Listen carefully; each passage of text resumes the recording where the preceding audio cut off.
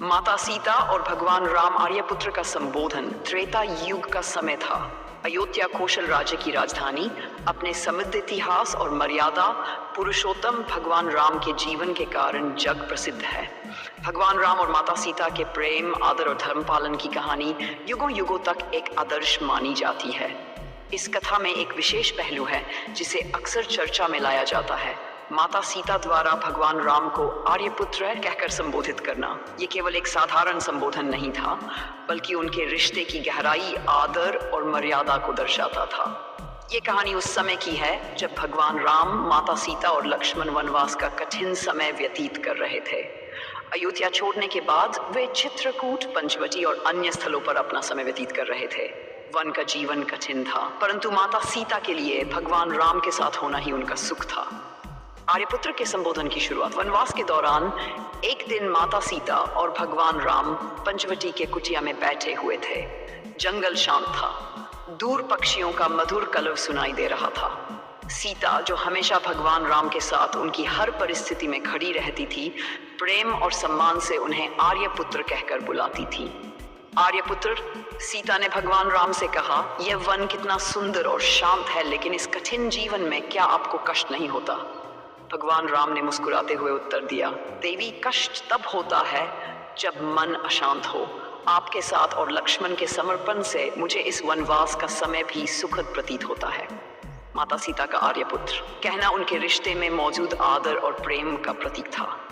इस संबोधन में उन्होंने भगवान राम के प्रति अपनी श्रद्धा और निष्ठा व्यक्त की। संबोधन का महत्व। आर्यपुत्र शब्द का अर्थ होता है श्रेष्ठ पुरुष का पुत्र।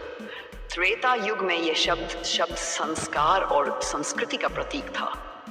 सीता द्वारा राम को आर्यपुत्र कहकर पुकारने से यह स्पष्ट होता है कि वह न केवल राम को अपना पति मानती थी, बल्कि एक आदर्श और धर्म के प्रतीक के रूप में पूजती थी। वनवास के दौरान हर घटना में, चाहे वह सरल हो या कठिन, माता सीता भगवान राम को इसी संबोधन से पुकारती थी। यह केवल एक आदर सूचक शब्द नहीं था, बल्कि राम के प्रति उनके मन के गहरे प्रेम, सम्मान और आस्था का प्रतीक था। कठिन समय में भी आदर का प्रतीक। एक दिन वन में सीता और राम अपनी कुटिया के बाहर बैठे थे। लक्ष्मण पास के जलाशय से पानी भरने गए थे। तभी माता सीता ने राम से कहा, आर्यपुत्र, क्या आपको अयोध्या की प्रजा और परिवार की याद नहीं आती?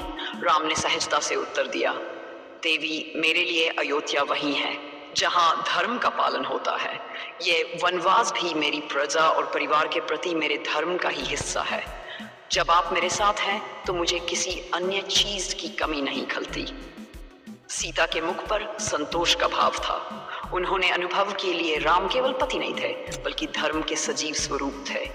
आर्यपुत्र शब्द उनके प्रति गहरे आदर और श्रद्धा को व्यक्त करता था। की पुकार। जब रावण ने छल से माता सीता का हरण किया और उन्हें लंका ले गया, तब भी उनके मन में राम के लिए वही प्रेम और श्रद्धा बनी रही। अशोक वाटिका में कैद होने के बाद भी सीता के हृदय में भगवान राम के प्रति अपार विश्वास था। उन्होंने रावण की हर बात को ठुकरा दिया और केवल आर्यपुत्र का ध्यान किया। आर्यपुत्र, आप जहां कहीं भी हो, मेरा विश्वास है कि आप मुझे इस कठिन समय से अवश्य मुक्त करेंगे। उनकी ये पुकार लंका में गूंजती रही। उनका विश्वास और भगवान राम के प्रति उनका प्रेम अडिग था। उन्होंने अपने विश्वास और धर्म के आधार पर हर परीक्षा का सामना किया। राम और सीता का पुनर्मिलन। लंका विजय के बाद जब भगवान राम और माता सीता का पुनर्मिलन हुआ, तो सीता ने उन्हें फिर से आर्यपुत्र कहकर संबोधित किया।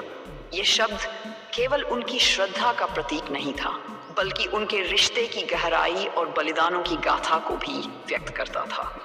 आर्यपुत्र, सीता ने कहा, मैंने हर कठिनाई में आपको ही अपने साथ महसूस किया। आपका धर्म और मर्यादा ही मेरा संबल था। भगवान राम ने उत्तर दिया, देवी, आप मेरी शक्ति और प्रेरणा है। आपकी निष्ठा और विश्वास ने मुझे हर कठिनाई का सामना करने की शक्ति दी। कथा का राम और सीता के रिश्ते में प्रेम और सम्मान का गहरा अर्थ छिपा था।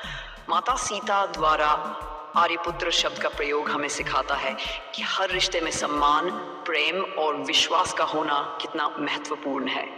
ये संबोधन न केवल उनकी व्यक्तिगत भावना का प्रतीक था, बल्कि उस युग के आदर्श सामाजिक मूल्यों का भी प्रतीक था।